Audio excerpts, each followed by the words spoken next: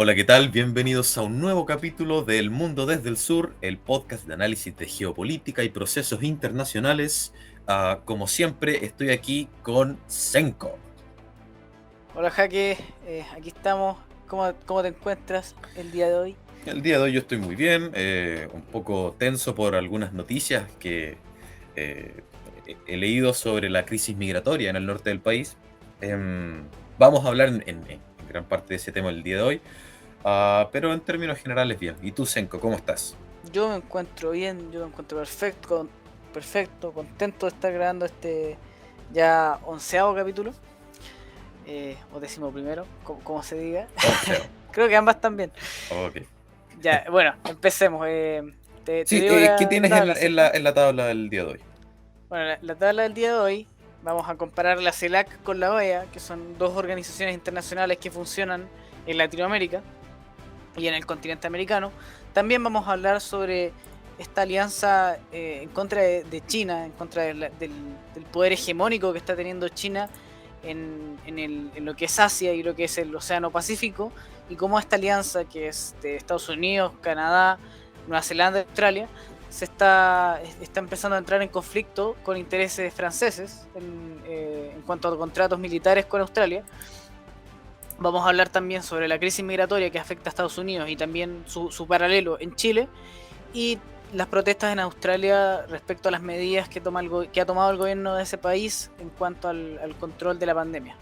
Eso es lo que tenemos hoy. Comencemos entonces con el primer tema, que era la comparación entre la OEA y la CELAC, ¿verdad?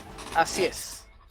Bueno, posterior a la Segunda Guerra Mundial, para contextualizarlo en términos históricos, posterior a la Segunda Guerra Mundial, Estados Unidos trató de asegurarse ciertas áreas de influencia para posibles escenarios venideros. Una de esas fue asegurarse la lealtad o el favoritismo de los países hispanoamericanos, latinoamericanos, de todo el continente americano en definitiva, para lo cual impulsó y finalmente fundó el año 1948 la OEA, la Organización de Estados Americanos. Esta es una organización internacional que involucra a la mayor parte de los países americanos. Se expulsó a Cuba en 1962, hay veces que los países han salido, han vuelto a entrar, pero básicamente el objetivo de la OEA es esto.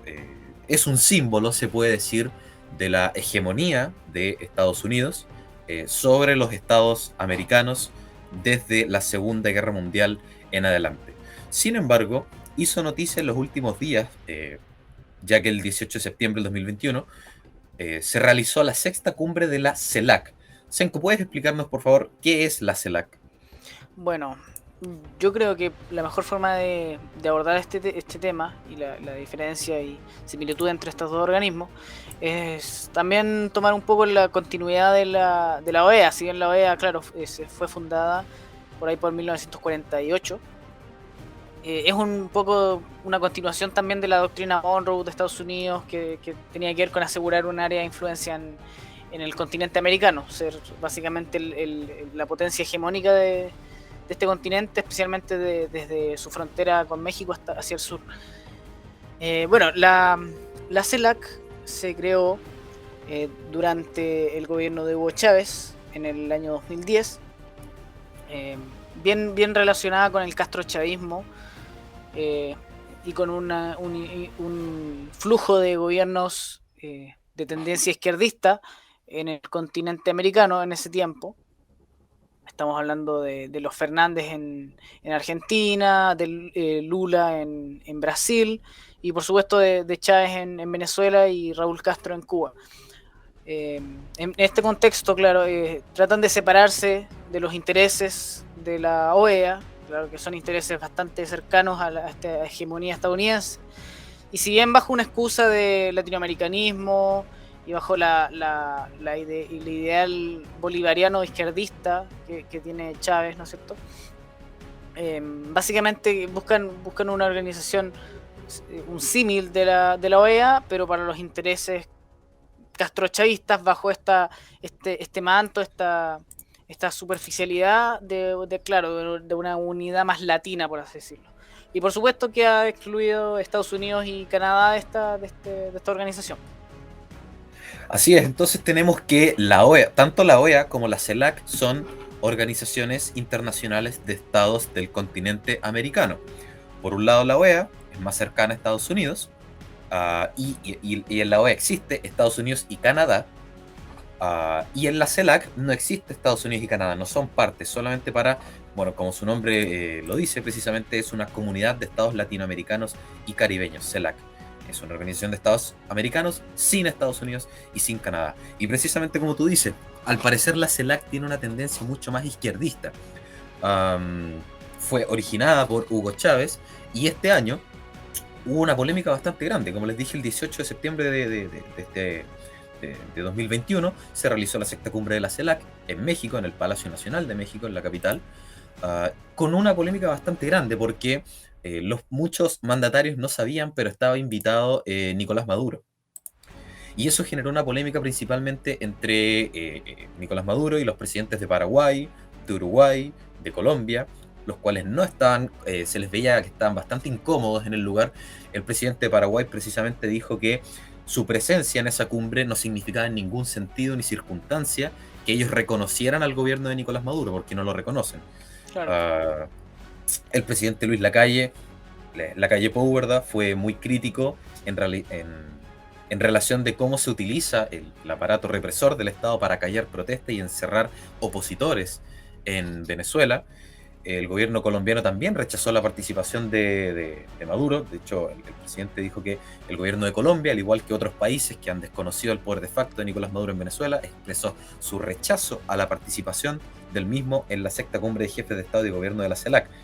Básicamente, Uruguay, Paraguay, Colombia e incluso el presidente de Ecuador se mostraron contrarios a la presencia de Nicolás Maduro, pero no solo de Nicolás Maduro, sino también del dictador Díaz-Canel de Cuba, que también estuvo invitado a esta cumbre, donde aprovechó, ¿verdad?, la instancia también para denunciar que supuestamente Cuba está sufriendo un bloqueo y que todos los males de Cuba son por un bloqueo que, como nosotros hemos dicho, es total y absolutamente inexistente. Básicamente esa fue la polémica de este año en la CELAC. El hecho de que se hayan encontrado mandatarios que, si bien comparten elementos en común, porque son de países hispanos, sean tan distantes en cuanto a sus ideas, y algunos, ¿verdad?, son dictadores, como Nicolás Maduro o Díaz-Canel, en el caso de Cuba. Claro. Bueno, yo creo que finalmente es una problemática propia de la CELAC en el sentido de sus orígenes. No nos vamos a quejar, por así decirlo, bueno, obviamente uno se puede quejar, pero es esperable la presencia de estos dictadores, de estos líderes de facto de estos países, bajo dictaduras comunistas, o socialistas, el que no sean criticados en este organismo con la severidad que se debiera tener, y que sean admitidos de todas maneras. Y es propio de su origen en ese sentido. Si viene del castrochavismo, no esperemos que se vaya en contra del castrochavismo o que sea siquiera un poco crítico del castrochavismo. Finalmente, y esto es un tema muy propio de estas dos organizaciones, de la CELAC y de la OEA, que por un lado se critica, algunos medios de izquierda critican la inactividad de la OEA en cuanto a, por ejemplo, lo que ellos llaman violaciones a derechos humanos en Colombia. Sin embargo, obviamente miran hacia el otro lado. En el caso de la CELAC, cuando un gobierno que viola derechos humanos de forma comprobada y grave, como es el gobierno de Venezuela, sea totalmente pasado por alto. Entonces se quejan por un caso que puede ser verídico hasta cierto punto, pero niegan e ignoran un caso que es mucho más evidente, que es mucho más grande, que se ha prolongado en el tiempo y que realmente da cuenta de una nación, que es Venezuela, que en realidad ha perdido la democracia, de una nación como es la nación cubana, que la perdió hace muchas décadas. Entonces están estas ideologías también presentes en ambas organizaciones. Así es, desde la izquierda latinoamericana se acusa a la OEA de que la OEA tiene una doble vara de medir, en relación a las violaciones a los derechos humanos cuando ocurren, por ejemplo, en los dos países que tú nombraste, en Colombia y en Venezuela. Pero es que Venezuela trata de jugar un falso empate. Venezuela lleva años violando derechos fundamentales de las personas. Venezuela tiene el récord triste de ser el más grande éxodo del siglo XXI. Hay 6 millones de personas que han salido de, de ese país, desencadenando una desestabilización en los países vecinos que tienen que recibir a estas personas también. Y eso, y el encierro de opositores, ¿verdad? Y básicamente el término de las garantías de protección de los derechos fundamentales de las personas, tratan de empatarlo con el hecho de que en Colombia hubo un estallido delictual como en Chile y se tuvo que utilizar la fuerza para reprimirlo, y en el uso de la fuerza, ¿verdad? Hay gente que salió lastimada, y por lo tanto las organizaciones internacionales de derechos humanos, que siempre son útiles a la izquierda, acusaron de que en Colombia se estaban violando los derechos humanos.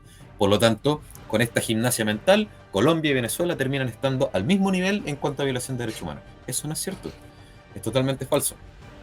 Por otra parte, y este es un tema que me gustaría poner énfasis, los países contrarios a Estados Unidos que le compiten a Estados Unidos, Rusia, China, ¿verdad? Estaban bastante cómodos con el hecho de que la CELAC empiece a fortalecerse, porque al parecer eso es lo que está ocurriendo. Por más que haya una diferencia en las opiniones de los presidentes más bien democráticos de Latinoamérica y los dictadores. Sin embargo, todo esto parece estar ocurriendo en desmedro precisamente de la OEA. Básicamente, el área de influencia estadounidense en América se está debilitando. Estados Unidos era el hegemón, no solo en el mundo, sobre todo en el continente americano, y ahora está perdiendo su influencia sobre toda Latinoamérica, y eso está siendo reemplazado por la CELAC, que tiene una tendencia izquierdista, y que en su tendencia izquierdista va a favorecer a países como China o Rusia, y Estados Unidos va a continuar su proceso de decadencia que hemos conversado acá. Claro. Yo creo que tienes ahí un punto muy, muy cierto, y esto es una narrativa que ya se ha visto antes en la historia.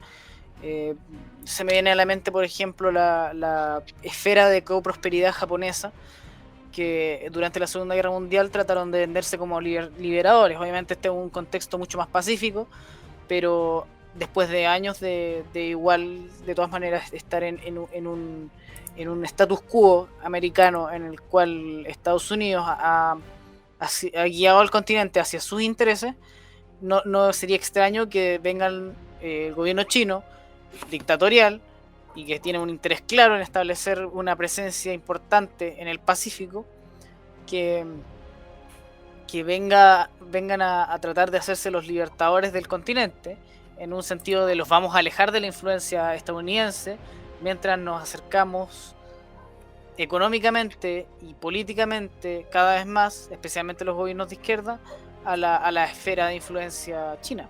Entonces es volverse parte de este juego de influencias de las grandes potencias, y especialmente con un país que ni siquiera está dentro del continente. Si finalmente, mal que mal, la influencia estadounidense, claro, ha estado presente en todos los países de Latinoamérica. Sin embargo, yo considero de alguna u otra forma preferible, bueno, obviamente lo preferible es una independencia, una autonomía de estas grandes potencias, pero a la hora ya de la que no hay muchas opciones, yo creo que nuestro eje natural es el eje de nuestro continente. Eso es lo que opino, especialmente no alinearse con una dictadura que se está imponiendo económicamente en todo el mundo, y que está básicamente mediante la economía haciendo vasallos al resto de los países que lo rodean. Así es, de hecho, me estaba pensando en este momento que durante el estallido delictual en Chile, la OEA, a través de Luis Almagro, que es el secretario general uruguayo, denunció que el estallido delictual en Chile había sido en gran parte promovido, alterado y fortalecido por agentes subversores de Cuba, de Venezuela e incluso de Rusia, pero esto a través de medios digitales, digamos, como que habían sido parte de la promoción de estos eventos a través de redes sociales. Básicamente un ataque cibernético, un ataque blando. Se podría decir que la OEA, en ese sentido, es más favorable para nosotros como chilenos que la CELAC. Sin embargo, coincido contigo que no hay que caer en esta falsa dicotomía. A ver, tenemos por un lado a la CELAC, que nos vende que nos va a liberar del imperialismo de Estados Unidos y nos va a llevar a otro imperialismo de China o de Rusia o de los dos. Y tenemos a la OEA que precisamente sí es un símbolo de la influencia de Estados Unidos. Y tampoco los valores hispanoamericanos son los valores de Estados Unidos. Tenemos también diferencias. Ujú. Por lo tanto, si me preguntan a mí, no hay que caer en esta falsa dicotomía de elegir entre una organización o la otra. Si yo pienso que es lo más favorable para Chile, yo siento que lo más favorable para Chile y lo más favorable para los países latinoamericanos y del Caribe sería una alianza que promueva los elementos en común, culturales, históricos, tradicionales, que tenemos nosotros como país y que en base a eso se trabaje en conjunto. Vale decir, a mí me parece más sana una unión iberoamericana, ¿verdad? Con España y con Portugal como países de los cuales nuestras culturas provienen, por Por más que algunos supuesto. digan que los indigenistas digan que venimos todos de los mapuches, que no es así. Nuestra cultura es totalmente hispana. Y bueno, los lusos, ¿verdad? Los portugueses, que tienen una cultura muy similar a la cultura de España. Exacto. A mí me parece que una unión iberoamericana, ¿verdad? Entre los países de Latinoamérica, el Caribe, más Portugal y España, sería mucho más sano para nosotros. Portugal y España no tienen el potencial que tenían antes, ¿verdad? Para mantenernos dominados. Sería una unión mucho más sana, con elementos culturales en común, religiosos en común, y a mí me parece que eso sería mucho mejor que pasar a depender de una potencia muy poderosa como China o como Rusia, o por Estados Unidos en el otro lado.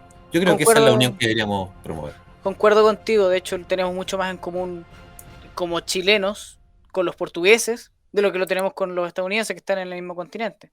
Así es. Es por un tema cultural. Si bien hay una diferencia lingüística, es una diferencia bastante pequeña, bastante menor. Hay diferencias lingüísticas más grandes dentro de la misma España que entre los países iberoamericanos. Entonces, yo coincido contigo y creo que ese sería el camino más favorable entre países que francamente son hermanos. Son todos hermanos y proceden todos de una misma cultura ibérica, de origen católico, cristiano, basado en la reconquista del continente y después la expansión, claro, de este imperio español y el imperio portugués. Y que siguen unidos, a pesar de que muchos no quieran que sea así. Bueno, Senko, ¿qué tal si pasamos de inmediato al siguiente tema? me parece. Bueno, el siguiente tema, como ya lo mencioné, es esta alianza entre los países anglos del Pacífico en contra de la influencia que está teniendo China en este mismo océano y en este mismo continente, en Asia, por así decirlo. Y el problema que ocurrió ahí, porque se le permitió a Australia ahora tener submarinos nucleares, y Australia ya había firmado hace poco un tratado, con un contrato, mejor dicho, con Francia para adquirir submarinos convencionales, un contrato bastante importante en cuanto a la suma de dinero que está involucrada, que son 56 mil millones de euros de esta compra, y que finalmente Australia, más que se vio obligada a cancelar, pero obviamente ya no tenía interés en comprar estos submarinos convencionales, una flota de 12 submarinos, ya que ahora iba a tener la opción y va a comprar submarinos nucleares de esta alianza a la que se está uniendo y a la que está empezando a participar como una potencia de submarinos nucleares. Obviamente esta situación no fue agradable para el gobierno francés, ya que se perdieron un contrato bastante importante, y además que se sintieron pasados a llevar obviamente por los intereses estadounidenses. No sé si tú tienes algo más que agregar al respecto.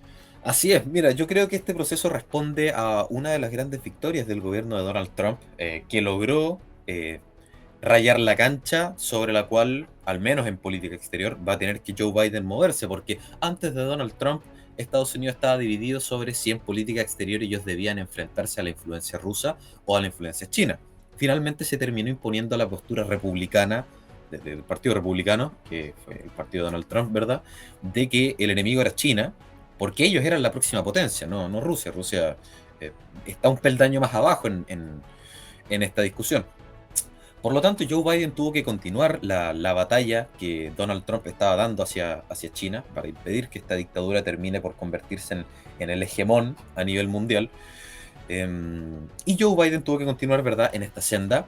y terminó por concretar una alianza, que es el AUKUS. AUKUS significa, con K, Australia, United Kingdom, United States. O sea, es una alianza entre Australia, el Reino Unido y Estados Unidos para enfrentar la influencia que China puede tener, sobre todo en el sector del Indo-Pacífico, ¿verdad? Si que ustedes tienen un mapa, en ese sector China se quiere expandir con mucha fuerza.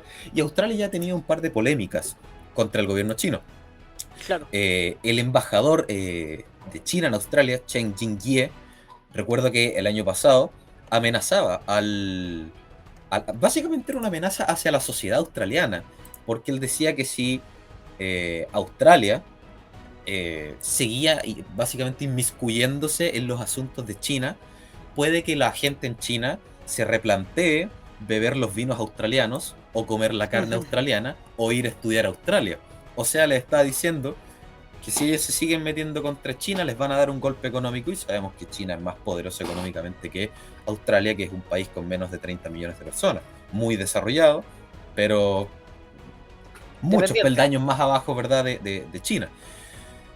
Gran Bretaña, por otro lado, ya ha tenido problemas con la dictadura china, sobre todo por el tema de Hong Kong, ¿verdad? Sabemos que históricamente Hong Kong era parte de China, pero luego fue colonia británica, luego, ahora actualmente es una provincia autónoma, se supone que debe respetar las libertades que China se había comprometido a respetar, que eran las libertades heredadas de la cultura británica, que logró en gran parte imponerse en Hong Kong.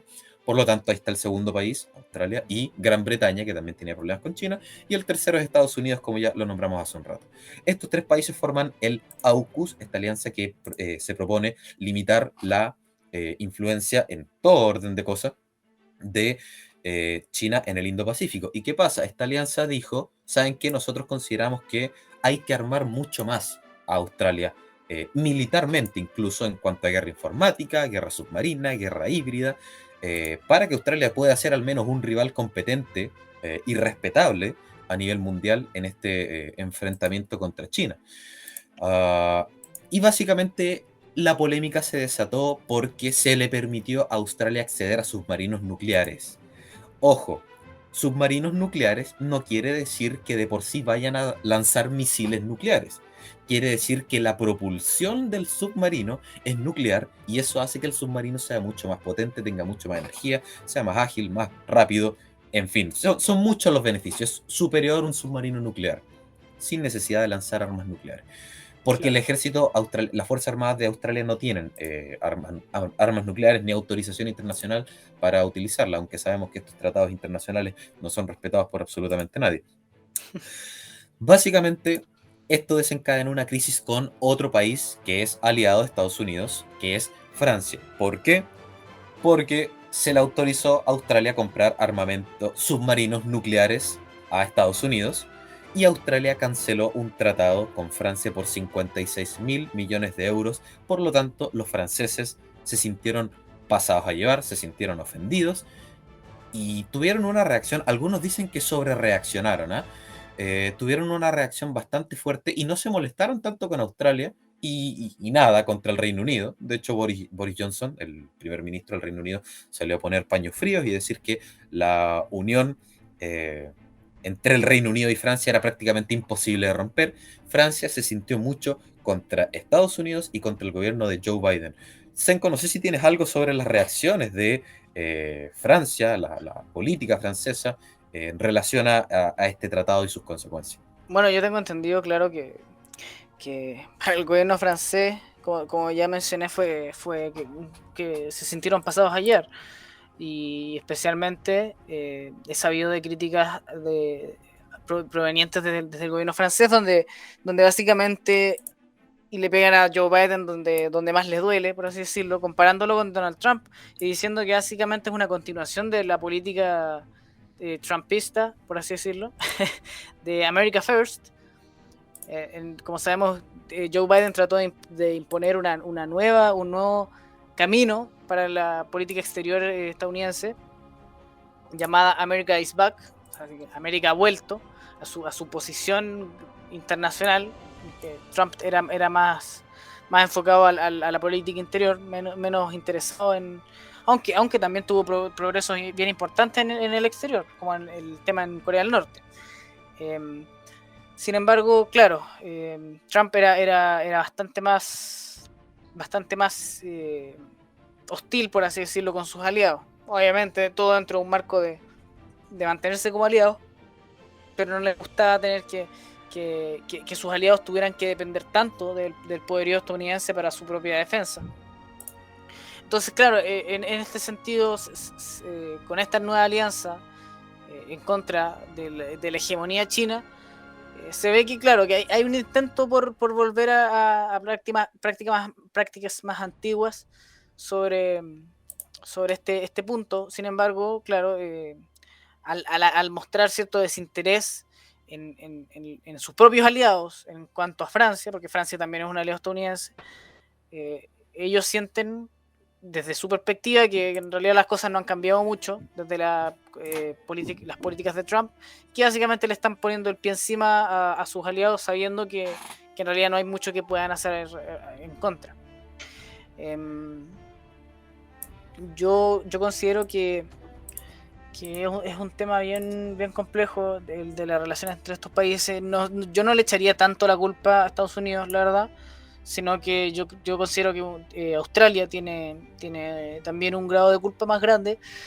Sin embargo, yo creo que la posición actual de Francia la mueve una narrativa de anti-americanismo, que a veces se vuelve muy popular, pero al final los que tenían el contrato con Francia eran los australianos, no los estadounidenses. Entonces no los veo a ellos responsables de esta crisis, de esta situación.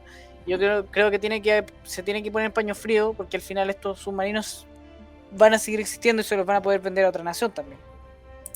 Entonces no creo que sea necesario hacer este escándalo internacional tan fuera de lugar. Está bien que Francia se sienta pasada a llevar, está bien que por lo menos busquen cierta reparación por un contrato que no fue cumplido, pero de ahí a caer en desprestigiar a sus propios aliados por esta situación me parece que es un poco exagerado, en realidad. Así es, la reacción, entre otras reacciones que esto produjo, Francia llamó a consulta a sus embajadores de Estados Unidos y de Australia. ¿Qué quiere decir eso? Francia le dijo al embajador francés en Australia y el embajador francés en Estados Unidos, ¿sabe qué? Venga para acá. Y eso es una señal muy fuerte, los llamó de vuelta a Francia. Sacó no oficialmente a sus embajadores de estos dos países. Una señal bastante fuerte, no había ocurrido nunca esto. Exacto. Entre estos dos países. Francia obtuvo el apoyo de la Unión Europea, ¿verdad? Quizás esto no hubiera sido así si el Reino Unido, que es parte de la AUKUS, se hubiera mantenido en la Unión Europea, pero como sabemos, Reino Unido ya no es parte de la Unión Europea, por lo tanto Francia quiere erigirse también como un líder, como el principal líder de esta unión. Alemania está en un proceso de elecciones, ¿verdad? Merkel eventualmente va a dejar el poder, por lo tanto, y Francia es también una potencia nuclear. Por lo tanto, Francia también quiere liderar. Y al ganarse el apoyo de la Unión Europea, termina por fortalecer este europeísmo.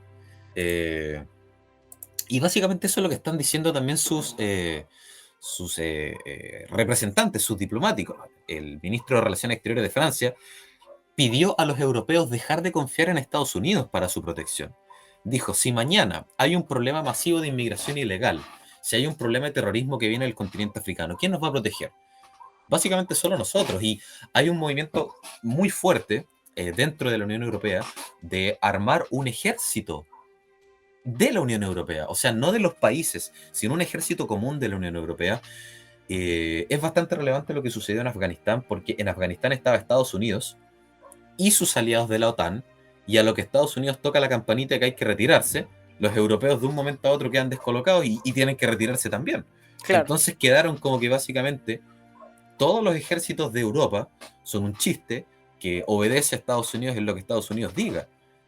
En ese sentido, quizás podría entenderse mucho más la reacción de Francia para mostrarse como un líder fuerte para los europeos, de una manera de ganarse, que lo lograron precisamente, el apoyo de la Unión Europea. Yo creo que responde más que nada a eso la sobrereacción de Francia, y coincido con lo que tú dices de que a mí me parece que el principal responsable aquí era Australia, porque el tratado, que ya estaba prácticamente asegurado, era entre Australia y Francia.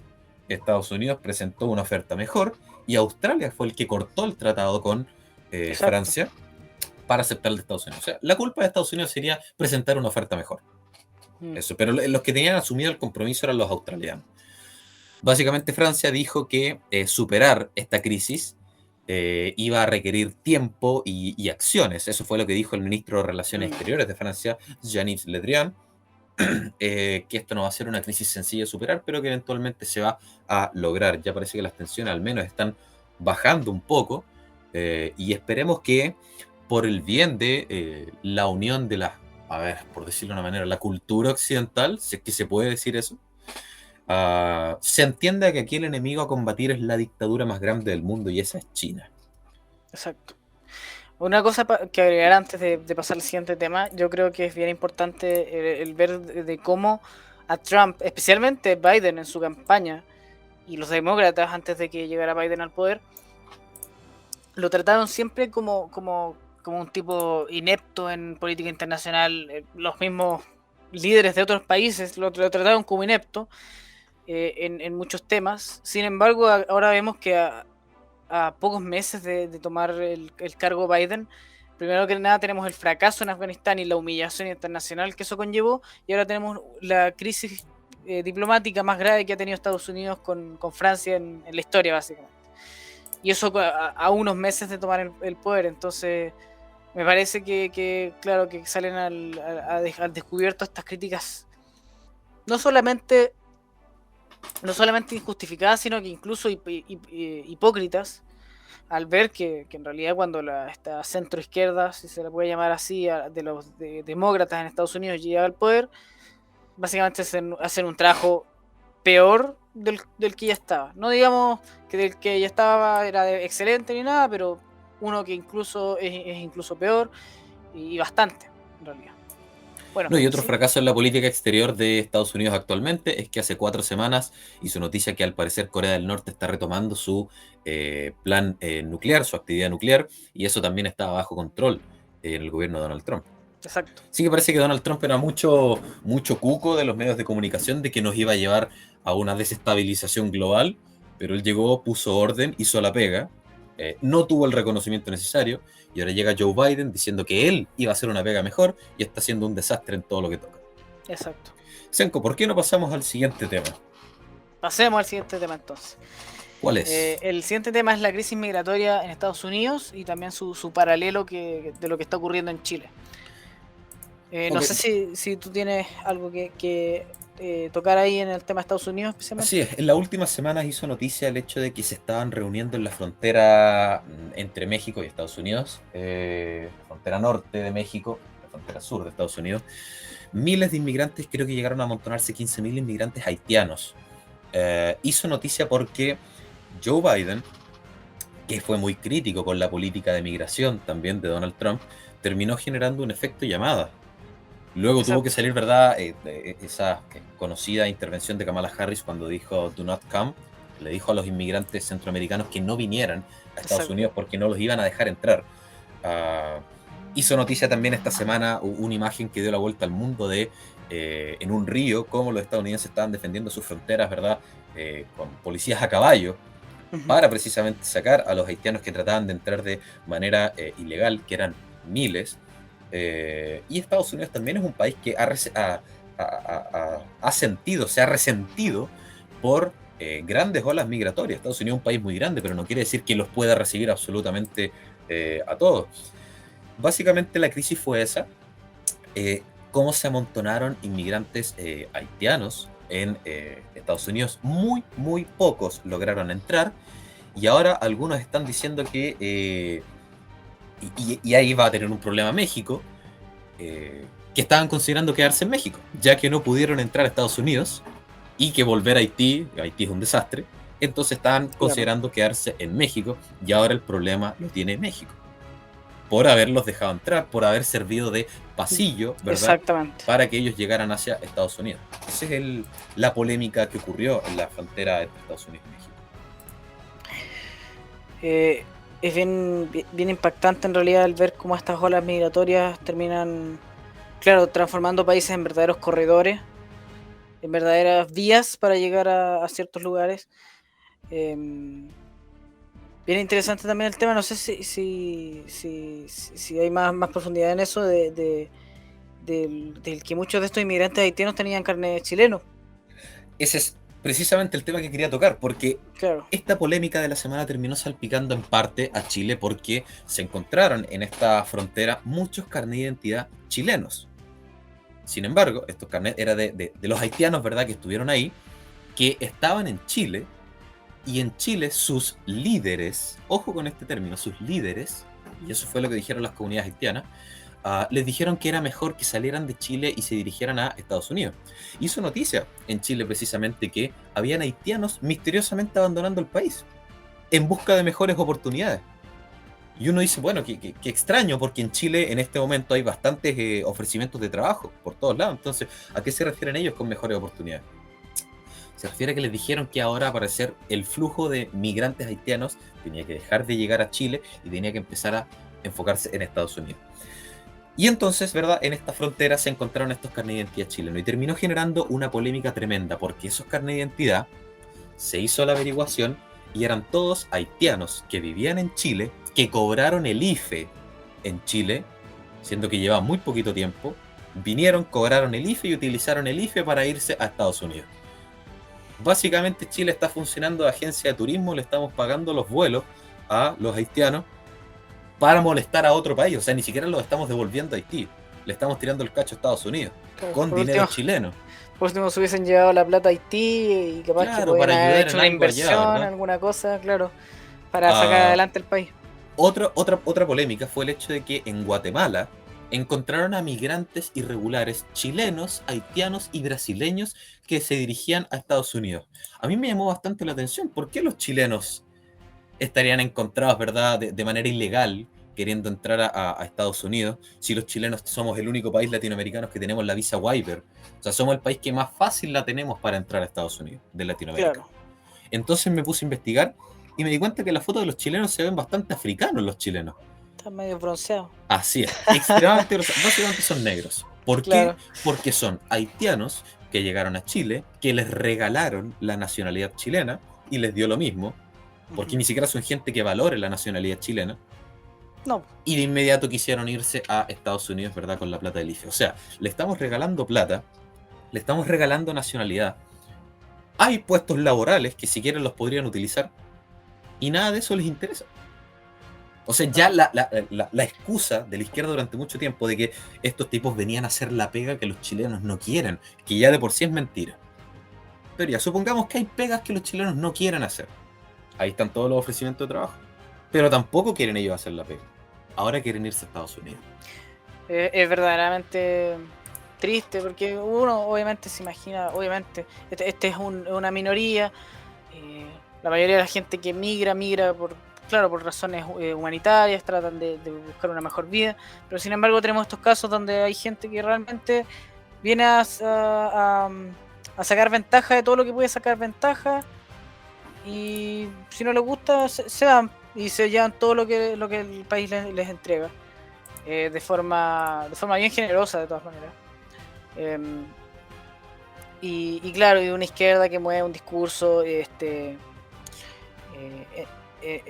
endofóbico, por así decirlo, tratando de tirar, de ensalzar al inmigrante solamente mediante tirando para abajo lo que es chileno y lo que es propio de la nación. Claro. Y claro, obviamente la única forma de que en realidad te convenzan de que algo que claramente no le está haciendo bien al país es que, bueno, es que en nuestro país le falta diversidad cultural. Bueno, en nuestro país la gente no quiere hacer la pega, claro, entonces empiezan estas mentiras, esta endofobia, muchos llaman xenofobia a la gente que con todo derecho se opone a la inmigración descontrolada, a la inmigración ilegal, a cómo estas olas migratorias realmente le están haciendo daño a nuestro país y cómo esta gente, o por lo menos un segmento de esta gente que ya es evidente, vienen a sacar provecho de la situación. Y aprovechándose de la buena voluntad que ha tenido, que dentro de todo ha tenido este país, para recibirlo.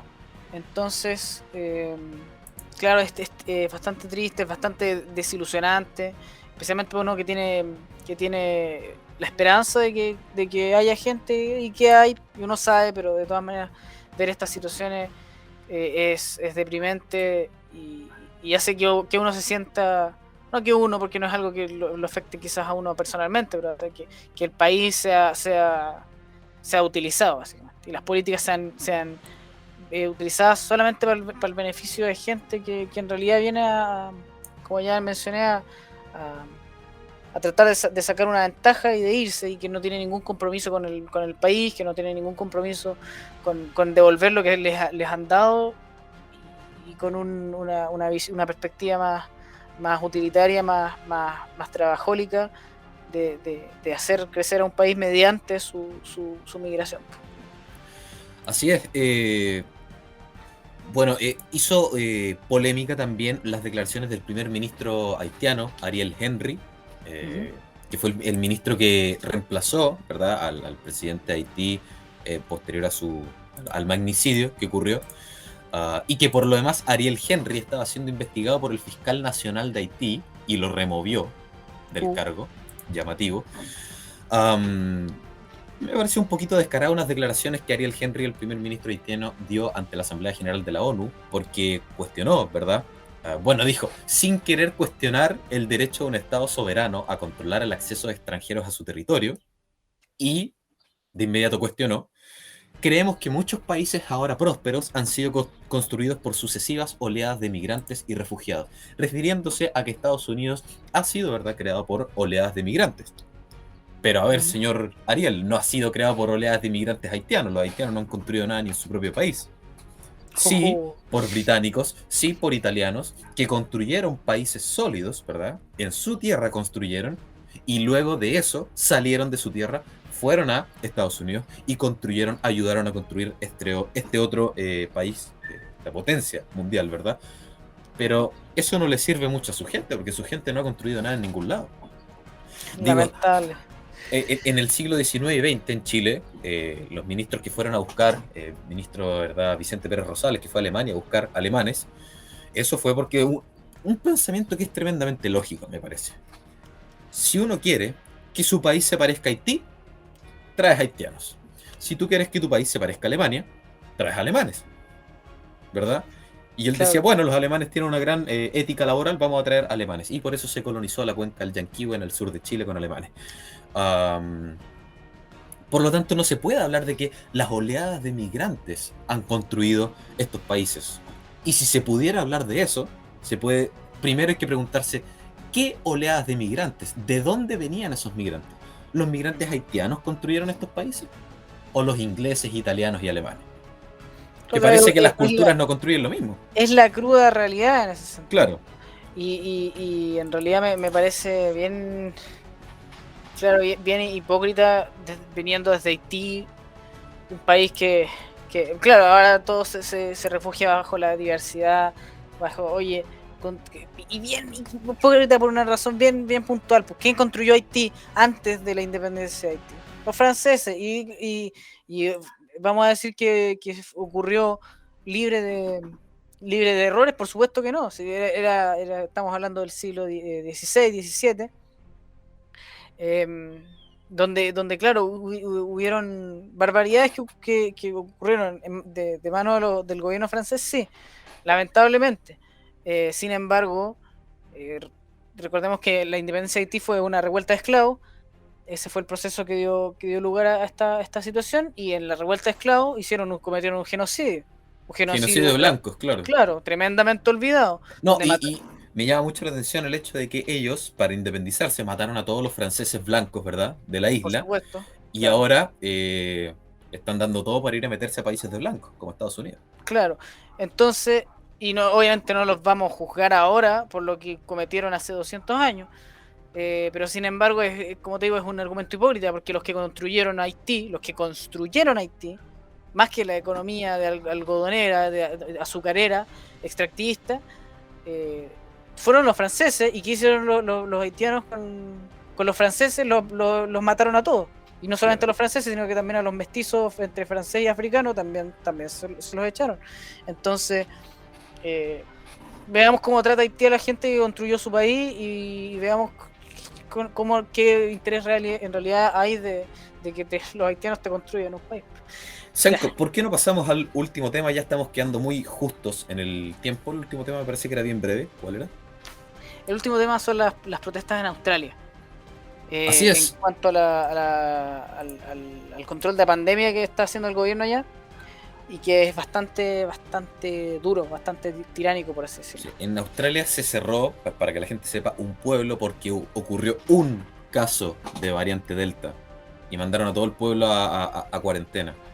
Eso es totalmente ilógico. Si hay un caso, tú encierras a la persona, no puedes encerrar al pueblo entero porque una persona tiene Delta. Claro, la persona, los contactos estrechos, la familia, ya para extenderlo mucho, pero no tiene sentido, claro, subyugar a todo el pueblo por una razón como esa. Básicamente lo que ha ocurrido es que en las últimas semanas, y esto no se ha mostrado en Occidente, porque todas las protestas contra las medidas de contención del COVID no se muestran en medios de comunicación, uno se entera de esto por medios alternativos y siempre desde una perspectiva tendenciosa, si es que son medios de comunicación oficiales. Si los medios de comunicación oficiales lo muestran, siempre es tendencioso. Si uno quiere la verdad, tiene que irse a medios alternativos. Tiene que irse a Telegram, donde esta red social, ¿verdad?, resguarda mucho más la libertad de expresión y la libertad de distintas opiniones. La policía, en el quinto día de protestas, detuvo a 200 personas contra, precisamente, que se estaban manifestando contra las restricciones por el COVID-19. Australia, y eso era lo que el símil que se hacía en redes sociales, Australia fue utilizado durante mucho tiempo en la época colonial como una cárcel. Claro. ¿Verdad? Y ahora en la parte sur de Australia ocurría algo bastante llamativo y bastante distópico, como la dictadura del Gran Hermano. Una distopía tecnocrática, porque la gente tenía que encerrarse en sus casas por cuarentena. Y no solo eso, la gente estaba obligada a descargar una aplicación. Y esa aplicación, en algún momento del día, sonaba una alarma, ¿verdad? Una lucecita, vibraba el celular, y tú tenías que mandar una selfie en una parte de tu casa demostrándole a la aplicación que efectivamente estás cumpliendo con la cuarentena. O sea, es arresto domiciliario, es como que te pongan, ¿verdad? Claro, lo es. ¿Cómo se llama esto? Que es como brazalete, pero no en el pie. Un brazalete en el pie. Ok, sí. Básicamente eso. Y la gente, bueno, se enfureció, salió a las calles. Los camioneros de Australia cortaron las carreteras y eso tuvo un efecto bastante importante en algunos pueblos porque generaron desabastecimientos, pero la gente desabastecida y todo apoyaba que los camioneros hicieran eso como método de presión contra el gobierno australiano porque ellos decían, ¿saben qué? Si nosotros permitimos que el gobierno australiano pase por encima de absolutamente todos nuestros derechos con la excusa de esta emergencia, se van a pasar creando emergencias para pasar por encima de nuestros derechos. Entonces no lo podemos permitir. Salió toda la gente en la calle y hasta el día de hoy siguen dando la pelea y el gobierno no cede. Bien delicado el tema, porque obviamente todos los gobiernos del mundo, o casi todos, pero digamos que el 99% de los gobiernos del mundo han tomado medidas y esas medidas tienen que ver con una restricción de ciertas libertades. Eso es natural en un contexto de pandemia. Sin embargo, como tú lo mencionabas, ya encerrar a un pueblo entero por un contagio se parece incluso a las medidas que tomó China. Entonces, por una parte, Australia está en esta nueva alianza contra la hegemonía china en el continente asiático y en Oceanía y en el Asia-Pacífico.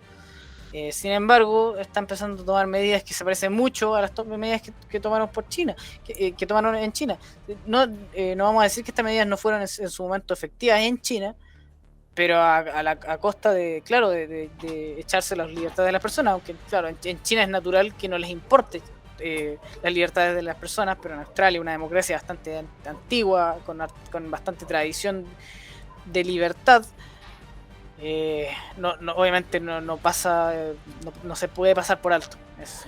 A mí me llama bastante la atención la comparación con China, y eso es algo que aparece en el libro Pandemonium 1, que es de descarga gratuita, un libro digital bastante breve de unos 10 o 12 intelectuales latinoamericanos, Agustín Laje entre ellos, Miklos Lukács, académico peruano.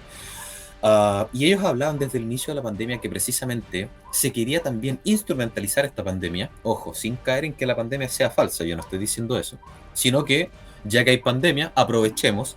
¿Para qué? Para traer el sistema de control social chino a los países occidentales. El sistema de control social chino, no sé si ustedes lo conocen, pero ustedes lo evalúan si es que usted es un buen ciudadano o no.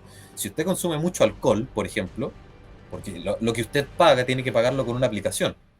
El dinero físico en China está siendo cada vez menos utilizado. Como paga con una aplicación, eso genera un registro. Si usted consume mucho alcohol, usted empieza a perder puntaje. Es como si fuera un Claro, juego. el crédito Eh, social. el crédito social. Si consume muchos cigarros, si pasa al frente de una estatua de un ex gobernante, no sé, de Mao, por ejemplo, y no rinde una reverencia, sino que pasa, no sé, como que es algo irrelevante, eso también una cámara lo puede usted estar grabando porque China es el país más avanzado en cuanto a la tecnología de reconocimiento facial Exacto. y muchas de sus cámaras tienen reconocimiento facial y eso también le va a restar puntaje por ser irrespetuoso frente a una estatua.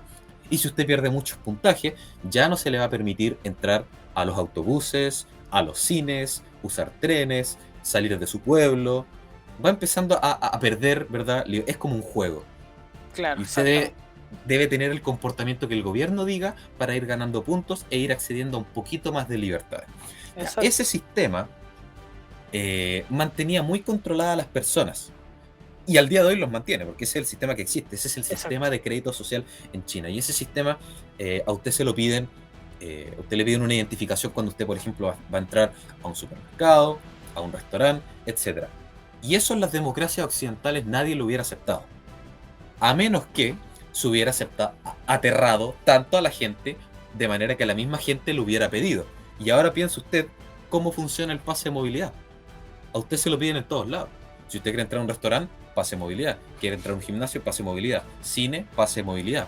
Y en España, y por eso hago el símil con China, en España ya están diciendo que el pase de movilidad debería mezclarse con la tecnología de reconocimiento facial.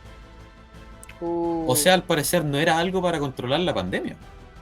Para controlar a la población. Sí, es algo para controlar la población. Por lo tanto, en ese sentido estoy totalmente de acuerdo con las manifestaciones de Australia y que se han replicado en países europeos y en algunos estados de Estados Unidos, aunque en Estados Unidos prevalece mucho más el sentido de libertad y no ha ocurrido mucho en Hispanoamérica, en Latinoamérica. Claro. Lamentablemente aquí no ha habido una reacción, aquí hemos aceptado absolutamente todo porque, verdad, todo esto los gobiernos lo hacen por nuestro bien y si nos piden la identificación antes de entrar a cada local es solamente porque quieren mantenernos protegidos y si nos encierran también es por lo mismo y si quiebran nuestros negocios, bueno, también es para mantenernos protegidos y si nos impiden salir del país es que no estamos vacunados y estamos todos con arraigo nacional, eso también es para mantenernos protegidos. Entonces yo siento que hay una falta de pensamiento crítico en la gente. Vale decir, a la gente le falta un poquito de sana desconfianza, ¿verdad? No desconfiar de todo, porque puede que algunas de estas políticas sí sean para proteger a la gente, pero decir así como, pero ¿cómo esto puede ser utilizado para el mal también? Claro. Yo creo que ese es el punto y esa es la reflexión que me gustaría dejar. Senko, no sé si tienes algo más que agregar. No, no, nada. Me parece que llegamos al final de este capítulo. Así es, nos alargamos un poquito más, pero ya llegamos al final de este capítulo número 11, 11. ¿verdad? Senko, bueno, no tienes nada más que agregar. No, nada. Perfecto, entonces lo dejamos hasta acá. Muchas gracias a todos por seguirnos. Como siempre les digo que coman sanito y lean libros de Hermógenes Pérez de Arce. Nos vemos en el próximo capítulo. Hasta luego.